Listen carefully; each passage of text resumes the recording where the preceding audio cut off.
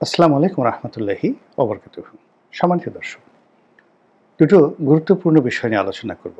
প্রথম বিষয়টি হলো যে বিএনপির এই মুহূর্তের শীর্ষ নেতা এবং সবচেয়ে ইনফ্লুয়েন্সিয়াল প্রভাবশালী নেতা তিনি হঠাৎ করে লন্ডন যাত্রা করেছেন। এরকম একটি খবর গণমাধ্যমে এসছে। আমি একেবারে শতভাগ নিশ্চিত হতে পারছি না। কিন্তু যেহেতু দায়িত্বশীল পত্রিকাগুলো রিপোর্ট করেছে, ধরে নেওয়া যেতে পারে যে তিনি লন্ডনে যাচ্ছেন। কেন যাচ্ছেন? জনাব তারেক রহমান সাহেবের সাথে আলোচনা করার জন্য। তো এখন এই আলোচনা কেন? প্রতিনিয়ত তাদের মধ্যে টেলিফোনে কথাবার্তা হচ্ছে, স্কাইপেতে কথাবার্তা হচ্ছে। জনাব তারেক রহমান সাহেব বিভিন্ন রকম সিদ্ধান্ত দিয়ে যাচ্ছেন এবং এই দলটি জনাব তারেক রহমান সাহেব যতদিন লন্ডনে আছেন, ততদিন তো তিনি স্কাইপের মাধ্যমে পরিচালনা করছেন। তো লন্ডনে গিয়ে যে বৈঠকগুলো সরাসরি হয়েছে মির্জা ফখরুল সাহেবের সাথে বা অন্য কোনো বিএনপি নেতাদের সঙ্গে, ওর ফলে বাংলাদেশের রাজনীতিতে গুণগত কোনো পরিবর্তন আসছে। তারেক রহমানের কোনো অভিনব সিদ্ধান্তে বাংলাদেশের যে রাজনীতিতে কোনো প্রভাব প্রতিপত্তি স্থাপিত হয়েছে কিংবা যেটাকে বলা হয় র্যাডিক্যাল চেঞ্জ এরকম হয়েছে তার কোনো নজির নেই। বরং যে সকল নেতা লন্ডনে গিয়ে জনাব তারেক রহমান সাহেবের সাথে ঘনিষ্ঠভাবে বৈঠক করেছেন, মেলামেশা করেছেন, এ সকল নেতা বাংলাদেশে এসে পরবর্তীকালে অনেকেই তাদের রাজনৈতিক কর্তৃত্ব হারিয়েছেন এবং তারা যে কাজগুলো করার চেষ্টা করেছেন সেই কাজগুলো তাদের রাজনীতির ক্যারিয়ারে একটা বিরাট বুমেরাং হয়ে দেখা দিয়েছে। এটি হলো একটা বিষয়। তো কাজেই জনাব সালাউদ্দিন সাহেব এখন যে লন্ডনে গেলেন, সেটা যদি ইতিবাচক দিক আমরা ধরি, সেই ইতিবাচক দিক হলো সামনে তাকে কি করে মহাসচিব বানানো হবে বা কবে বানানো হবে এই বিষয়গুলো নিয়ে আলোচনা হতে পারে। অথবা এই মুহূর্তে জুলাই সনদ নিয়ে যে সকল জটিলতা দেখা দিয়েছে তার প্রেক্ষিতে আসলে কি ধরনের আলোচনা হতে পারে, যেটা আসলে স্কাইপিতে সম্ভব হয় না, যেটা মুখোমুখি আলোচনা করলে হয়তো একটা সিদ্ধান্ত বের হয়ে আসে। এই বিষয়গুলো নিয়ে আলাপ আলোচনা করা হতে পারে। আর থার্ডলি হলো জনাব তারেক রহমান সাহেব বাংলাদেশে আসবেন নভেম্বর মাসের মধ্যে।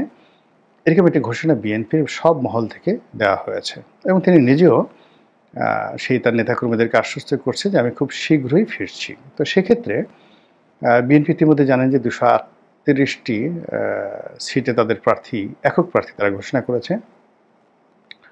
নির্বাচনের জন্য একেবারে আটঘাট বেঁধে তারা মাঠে নেমেছে এবং এই যে 238 জন প্রার্থীকে যাদের নাম ঘোষণা করে দেওয়া হলো, তারা স্ব নির্বাচনী এলাকাতে গিয়ে এখন মিছিল করবেন, মিটিং করবেন, নির্বাচনের আমেজ গড়ে তোলার চেষ্টা করবেন।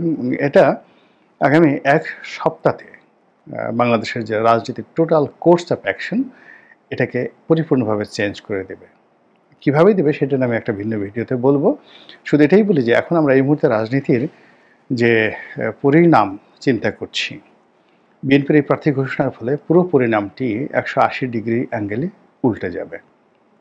সেই উল্টানোটা বিএনপির জন্য ভালো হবে বা মন্দ হবে, কি হবে না হবে, এই বিষয়গুলো নিয়ে হয়তো জনাব তারেক রহমান সাহেব এবং সালাউদ্দিন সাহেব তারা ফেস টু ফেস আলোচনা করতে চাচ্ছেন। 2 নম্বর হলো যে জামাত যেভাবে জিদ ধরেছে যে নভেম্বর মাসেই গণভোট হতে হবে, আর বিএনপি এই গণভোটের বিষয়টি প্রথমে এড়াতে চেয়েছে, আর সর্বশেষে তারা এই গণভোটের বিষয়টি মূলত জাতীয় নির্বাচনের সঙ্গে একই দিনে এই গণভোট আয়োজনের যে পরামর্শ দিয়েছে, এর বাইরে বিএনপি যেতে চাচ্ছে না। এবং বিএনপি যদি এখন নভেম্বর মাসে বা ডিসেম্বর মাসে অথবা জাতীয় নির্বাচনের আগে যে কোনো মূল্যে গণভোট মেনে নিতে বাধ্য হয়, তাহলে বিএনপি রাজনীতির একেবারে সর্বনাশ ঘটে যাবে। মানে পাশ করা তো দূরের কথা, ঢাকা বিশ্ববিদ্যালয়, জাহাঙ্গীরনগর বিশ্ববিদ্যালয় তাদের যে ফেল করতে কষ্ট হয়েছে, ঠিক জাতীয় নির্বাচনে একই অবস্থা হবে। এই যে 238 জন প্রার্থীকে ঘোষণা করতে দেওয়া হয়েছে, এটা যে কি হবে এটা আমরা এখন কল্পনাই করতে পারছি না। কাজেই বিএনপি এই জিনিসটা বোঝার কারণে তারা সেই গণভোটের ঝুঁকিতে যেতে চাচ্ছে না। 2 নম্বর হলো যদি গণভোট না হয়, বিএনপি, জামাত এবং অন্যান্য শক্তিগুলো মুখোমুখি দাঁড়ায় এবং এখানে সরকারের যারা কর্তা ব্যক্তি তারা যদি শতরঞ্চির চাল চালে, তাহলে সেক্ষেত্রে বড় দল হিসেবে বিএনপি সবচেয়ে বেশি ক্ষতিগ্রস্ত হবে এবং আইনশৃঙ্খলা অবস্থা যদি খারাপ হয়ে যায়, তাহলে তৃতীয় শক্তি, চতুর্থ শক্তি, নানা রকম যে শক্তির কথা আমরা শুনছি, যে 111, 211, -2, -3 যে সকল তথ্য আমাদেরকে আতঙ্ক ছড়াচ্ছে, সেইগুলো আরও প্রকট আকার ধারণ করবে। অন্যদিকে জনাব তারেক রহমান সাহেব আসবেন, তার জন্য বাসা ভাড়া করা থেকে শুরু করে বাসা ঠিক করা, এরপর যাকে বলা হয় তার ব্যবহারের জন্য বুলেট প্রুফ গাড়ি, তার আম্মার জন্য বুলেট প্রুফ গাড়ি, এবং যেভাবে যাকে বলা হয় তাদের নেতাকর্মীদের জন্য আরও 2টো বুলেট প্রুফ গাড়ি, 4টি বুলেট প্রুফ গাড়ি আমদানির যে অনুমোদন তারা সরকার থেকে নিয়েছে, এটা মূলত বিএনপির জন্য বুমেরাং হতে যাচ্ছে। এই গাড়িগুলো আমদানি করা হচ্ছে বা কবে আসবে আমি এটা জানি না, কিন্তু এই গাড়ির যে অনুমতি চাওয়া, ইট মিনস বিএনপি আসলে এই জনারণ্যকে ভয় পাচ্ছে। তাদের উপর বুলেট চালানো হতে পারে, তাদের উপর বোমা চার্জ করা হতে পারে, এবং তাদের যে নেতৃবৃন্দ যারা রয়েছেন, শীর্ষ নেতৃবৃন্দ, তাদের জীবনের উপর ঝুঁকি রয়েছে। এই ভয় দিয়ে যুদ্ধ করা যায়, এই ভয় দিয়ে গেরিলা যুদ্ধ চালানো যায়, কিংবা নিষিদ্ধ রাজনীতি করা যায়, কিন্তু পাবলিক পলিটিক্স, জনগণের যে রাজনীতি, সেই রাজনীতির মধ্যে কোনো ভয় এবং আতঙ্ক থাকলে আর তারা রাজনীতি করতে পারে না। এখন ধরেন রাষ্ট্রে যখন তারেক রহমান সাহেব প্রধানমন্ত্রী হবেন, তখন তো রাষ্ট্রই তাকে বুলেট প্রুফ গাড়ি দেবে, জেড ক্যাটাগরি সিকিউরিটি দেবে, কিন্তু আমাদের পাক ভারত উপমহাদেশে বিরোধী দলে থেকে সরকারি অনুমোদন নিয়ে বুলেট প্রুফ গাড়িতে করে জনগণের মধ্যে গিয়ে সেখান থেকে নেমে তারপরে নির্বাচনে জয়লাভ করে রাষ্ট্র ক্ষমতায় গিয়েছে, এটার একটা সিঙ্গেল উদাহরণ এই বাংলাদেশে নেই। বরং যারা জানতেন যে এইরকম ঘটনা ঘটতে পারে, যেমন বেনজির ভুট্টো, তিনি জানতেন যে তার উপর আক্রমণ হতে পারে, এমনকি পাকিস্তান সরকার তাকে সতর্ক করেছিল, পাকিস্তান সেনাবাহিনী তাকে সতর্ক করেছিল, কিন্তু সেটা ঝুঁকি নিয়েই তিনি কিন্তু জনগণের মধ্যে গিয়েছেন এবং সেভাবে তিনি মারা গিয়েছেন। কিন্তু তার এই মারা যাওয়ার কারণেই কিন্তু তার পরিবার রাজনীতিতে টিকে আছে, অন্যথায় বিলাওয়াল ভুট্টো, আসিফ আলী জারদারি, এদের নাম মানে পাকিস্তানের রাজনীতিতে থাকতো না। তো এইভাবে আসলে জনগণের মধ্যে ব্যারিকেড তৈরি করে, দেয়াল তৈরি করে, নিরাপদ দূরত্ব থেকে আসলে জনগণের রাজনীতি হয় না।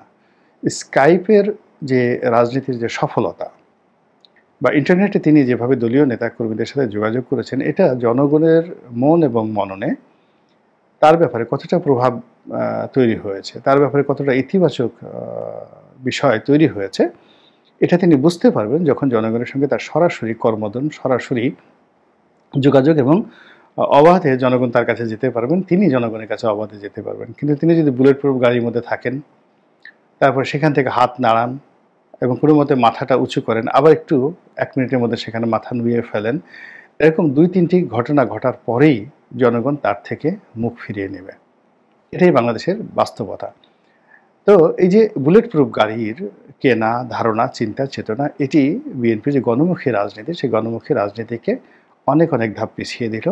আর বিএনপির নেতাকর্মীদের যে সাহস শক্তি, এমনকি জনাব তারেক রহমান সাহেবের যে ব্যক্তিগত সাহস শক্তি, এই সাহস শক্তিটাকে একেবারে বলতে গেলে শূন্যতে নামিয়ে আনা হলো এই বুলেট প্রুফ গাড়ির মধ্যে।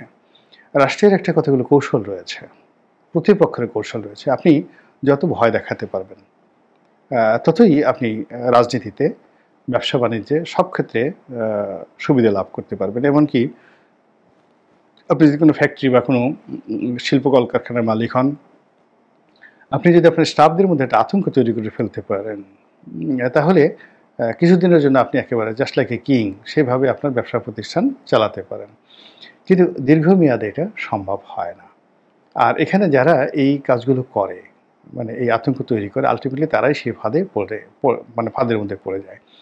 এখন এখানে বিএনপি যদি নিজেদেরকে শ্রেষ্ঠ মনে করার জন্য, উত্তম মনে করার জন্য এই কাজ করে থাকেন, তাহলে এটার দায় বিএনপিকে নিতে হবে। আবার অন্যদিকে যদি সেটা আওয়ামী লীগের কারণে হোক, জামাতের কারণে হোক, বিএনপি ভয় পেয়ে এই গাড়িগুলো কিনে থাকে, সেটাও বিএনপির জন্য বুমেরাং হয়ে পড়বে, মারাত্মক বুমেরাং হয়ে পড়বে। এবং বিএনপির এই প্রস্তুতি দেখে বিএনপি যারা প্রতিপক্ষ, তারা হাসবে, ঠাট্টা করবে, টিটকারি করবে। দ্বিতীয়ত, এই যে তারেক রহমান সাহেব যে বারবার আসতে চাচ্ছেন, তিনি যদি এখন না আসেন নভেম্বর মাসে, তাহলে এটা তার জন্য হিতে বিপরীত হবে।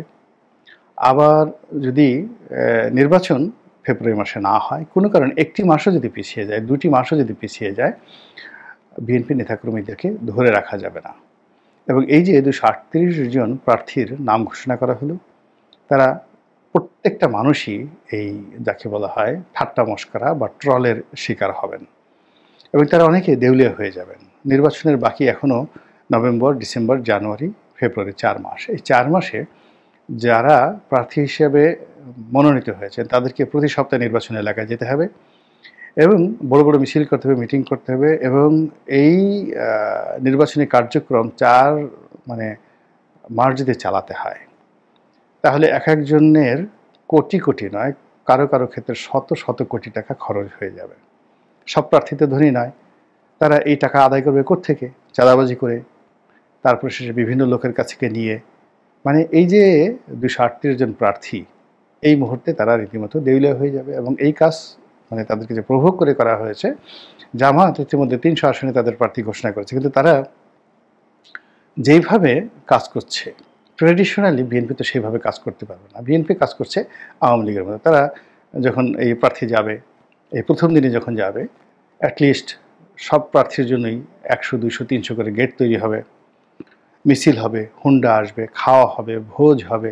মানে এক একটা প্রোগ্রাম হবে নেতার, সে এক একটা প্রোগ্রামে মিনিমাম 10 লাখ, 20 লাখ, 50 লাখ টাকা খরচ হয়ে যাবে।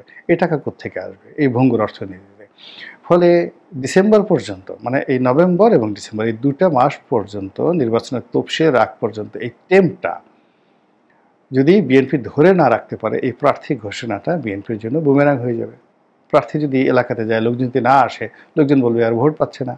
আর জামাতের ভোট বা এনসিপির ধরলাম না, জামাত এবং আমি দক্ষিণাঞ্চলের কথা বলতে পারি, যেমন আমার এলাকাতে জামাতের যে ভোট আছে গলাচিপা 10 মিনাতে, তার সঙ্গে চরমোনাইয়ের ভোট আছে। আপনি যে কোনো একটা যাকে বলা হয় মানুষকে দাঁড় করিয়ে দেন, চোখ বুজে জামাত এবং চরমোনাইয়ের যারা লোকজন আছে একেবারে গুনে গুনে সেই ভোটগুলো দিয়ে আসবে, একটাও কম বেশি হবে না। কিন্তু বিএনপির ভোট তো সেটা না। বিএনপির যদি ভোট কাউন্ট হয় 20,000, 40,000 লোকের মহড়া তাকে দেখাতে হবে। এটাই তাদের রাজনীতির ট্র্যাডিশন। তো এই যে যা কিছু হচ্ছে বা হলো, আমার কাছে মনে হচ্ছে যে বিএনপির এই যে প্রার্থী ঘোষণা, এই প্রার্থী ঘোষণাটা যদি 2024 সনের এই নভেম্বর মাসে করা হতো, 2024 সনের নভেম্বর মাসে করা হতো, সরকার সেই 2025 সনের ডিসেম্বরে অথবা 2025 সনের 2024 সনের ডিসেম্বরে অথবা 2025 সনের ফেব্রুয়ারি মাসে নির্বাচন দিতে বাধ্য হতো। 2 নম্বর হলো যে এই প্রার্থীরা এখন তাদের অনেকের বিরুদ্ধে চাঁদাবাজি, তারপরে অনিয়ম, দুর্নীতি এগুলোর অভিযোগ আসছে এবং অনেকে তাদের এলাকাতে তাদের যথেষ্ট জনপ্রিয়তা হারিয়ে ফেলেছে। কোনো কারণে যদি নির্বাচন না হয় এবং কোনো কারণে যদি পরিবর্তিত পরিস্থিতিতে কোনো সরকার এসে চাঁদাবাজ ধরার কথা চিন্তা করে, আইন শৃঙ্খলা রক্ষার কথা চিন্তা করে, কোনো দমন পীড়নের কথা চিন্তা করে, এই 238 জন যারা প্রার্থী আছে তাদের জীবন তামা তামা হয়ে যাবে, তামা তামা হয়ে যাবে। রাজনীতির একটা মূল ব্যাপার হলো যে সেই ইন্ডিয়া উইন্স ফ্রিডমে একটা বিখ্যাত কথা লিখেছেন মাওলানা আবুল কালাম আজাদ। তিনি বলছেন যে জাতীয় জীবনে কখনো কখনো এমন ঘটনা আসে যখন প্রতিপক্ষের কথা মতো বা জনগণের কথা মতো নেতাকে চলতে হয় এবং সেক্ষেত্রে নেতারও পতন হয়, জনগণের পতন হয়। আর যখন নেতা এমন একটা অবস্থায় থাকে, নেতা যেভাবে বলবে ওভাবেই সবাই সিদ্ধান্ত নেবে এবং সেটাই জনগণের জন্য কল্যাণ করা হয়, নেতার জন্য কল্যাণ করা হয়। পড়ে দেখেন মাওলানা আবুল কালাম আজাদের। এখন বিএনপি আসলে নিজের থেকে কোনো কিছু করছে না গত 14 মাসে। তারা জনগণের ভয়ে কিছু কাজ করছে, জামাতের ভয়ে কিছু কাজ করছে, সমালোচনার জন্য কিছু কাজ করছে, এনসিপির ভয়ে কিছু কাজ করছে, আওয়ামী লীগের ভয়ে কিছু কাজ করছে। মানে সবসময় কমপ্লাই করার চেষ্টা করছে। এত মানুষকে খুশি করে, রাজি করে আসলে কখনো রাজনীতি হয় না। তো এই যে এখন রাজনীতি যে জটিল অবস্থায়, যেখানে বাংলাদেশে এই মুহূর্তে হাজারোটা সমস্যা তৈরি হয়ে আছে, সেই সমস্যার মধ্যে এখন বিএনপির প্রার্থী ঘোষণার কোনো দরকার ছিল না। সালাউদ্দিন সাহেবের লন্ডনে যাওয়া কোনো দরকার ছিল না। আর এই মুহূর্তে যে বাস্তব অবস্থা, তারেক রহমান সাহেব বাংলাদেশে আসবেন, এই মুহূর্তে সেটা আমার কাছে নিরাপদ মনে হচ্ছে না। সেটা বুলেট প্রুফ গাড়ি, বুলেট প্রুফ হেলিকপ্টার, যা কিছু হোক না কেন। তো এরকম একটা পরিস্থিতির মধ্যে এই যে বিএনপি যে কমপ্লাই করছে সব কিছুর সঙ্গে, প্রতিপক্ষের সঙ্গে, জনগণের সঙ্গে, এটি বিএনপির জন্য কতটা বুমেরাং হয় তা দেখার জন্য জাস্ট ওয়েট ফর 7 ডেজ। আজকে এই ভিডিওটা করছি, তার থেকে 7 ডেজের মধ্যে আপনি দেখতে পাবেন যে এই জিনিসগুলো কিভাবে বুমেরাং হয়ে বিএনপির জন্য ফিরে আসে। মহান আল্লাহ আমাদের সবাইকে হেদায়েত দান করুন এবং হেফাজত করুন। আসসালামু আলাইকুম ওয়া রাহমাতুল্লাহি ওয়া বারাকাতুহু।